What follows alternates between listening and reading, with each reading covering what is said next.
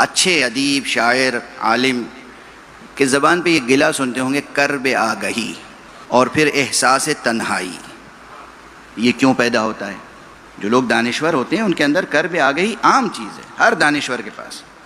اور تنہائی کا احساس، اپنے گھر میں تنہا انسان اپنے کو محسوس کرتا ہے، اپنے قوم قبیلے میں تنہا محسوس کرتا ہے، اپنے شہر میں تنہا محسوس کرتا ہے. عموماً خود کو غریب شہر کہتا ہے. غریب شہر یہاں غریب بمانا مفلس نہیں ہے، غریب یعنی اجنبی. سمجھتے ہیں آپ؟ غریب کے کم سے کم 2 معنی آپ کو واقف ہونا چاہیے. غریب یعنی اجنبی، جسے آپ نہیں پہچانتے وہ غریب ہے. مفلس کو ہم لوگ غریب کہنے لگے اردو والے. عربی میں غریب کے معنی اجنبی. آپ جب اپنے 8ویں امام کو سلام کرتے ہیں تو کیا کرتے ہیں؟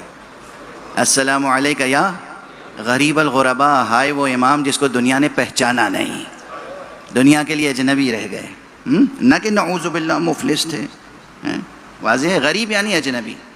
تو وہ غریب شہر کہتا ہے ایک شاعر یا ادیب اپنے کو. غریب شہر سخنہائے گفتنی دارد، مشہور مصرع، مشہور شعر ہے. یہ کرب آگہی اور تنہائی جو پیدا ہوتا ہے یہ علم کی وجہ سے پیدا ہوتا ہے. جتنا انسان میں علم پیدا ہوگا وہ تنہا ہوتا چلا جائے گا، اور جاہلوں کی جاہلانہ حرکت سے بیزاری کا اظہار کرے گا. اور جب جاہلوں کی جاہلانہ حرکت سے بیزاری کا اظہار کرے گا تو کم سے کم جو الزام لگے گا وہ یہ کہ اگر چھوڑو انہیں دیوانے ہیں. تو عالموں دانشوروں کو دیوانہ کہنا ایک عام بات ہے.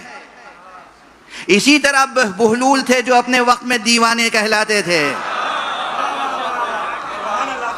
دنیا انہیں دیوانہ سمجھتی تھی تو وہ بھی بیٹھ کے پھر بچوں کے ساتھ کھیلتے تھے، چونکہ بچے ہوتے ہیں معصوم.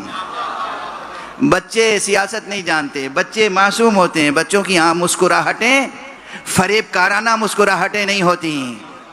بچوں کا گریہ فریب کارانہ گریہ نہیں ہوتا، وہ خالص ہوتے ہیں. بچوں کے ساتھ کھیلتے ہیں، مٹی کا گھروندہ بنا رہے ہیں جیسے بچے گھروندہ بناتے ہیں. ادھر سے شاہانہ سواری گزری اور اس کے بعد انہوں نے کہا بہلول کیا کر رہے ہو؟ کہا گھروندے بنا رہا ہوں. کہا کتنے میں بیچو گے؟ کہا قیمت دے نہیں سکتی آپ، یا دے نہیں سکتے آپ. اب وہ واقعہ جو ہے آپ حضرات برابر سنتے رہتے ہیں کہ پہلے دن تو انہوں نے سستا دے دیا کیونکہ معلوم تھا خریدنے والا کچھ اہل ولایت ہے. جانتے تھے کہ باطن شناس تھے، جانتے تھے کہ بھئی یہ نیک ہے، یہ اہل خیر ہے، دست کرم رکھنے والی یہ خاتون ہے، محب اہل بیت ہے. اب دے دیا. اور اس کے بعد دوسرے دن جب ان کے شوہر نے، جو کہ سلطنت کے مالک تھے، حاکم تھے، بادشاہ تھے، خلیفہ تھے، اور انہوں نے خواب دیکھا اور اس کے بعد تشریف لائے اور دوسرے دن پھر پوچھا بہلول کیا کر رہے ہو؟ کہا گھروندے بنا رہا ہوں. کہا بیچو گے؟